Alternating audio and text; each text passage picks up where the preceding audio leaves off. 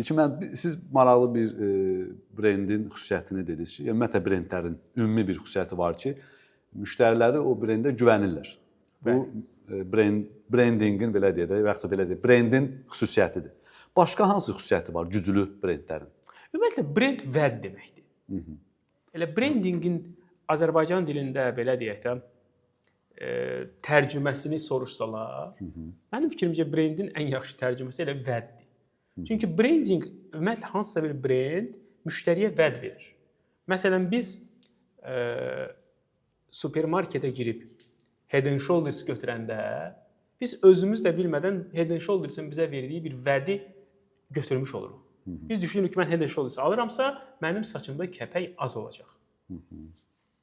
Bu zaman digər şampunlar ola bilsin ki, onlarda da kəpəyə qarşı müəyyən formullar var. Sadəcə Head & Shoulders bizim beynimizə o qədər girib ki, biz kəpəkdən mübarizə Head & Shoulders sözünü sinonim kimi görürük. Ona görə də brendin güclənməsinin yeganə yolu onun vədi ilə, verdiyi vədlə istifadə zamanı tutulan sözün eyni olmasıdır.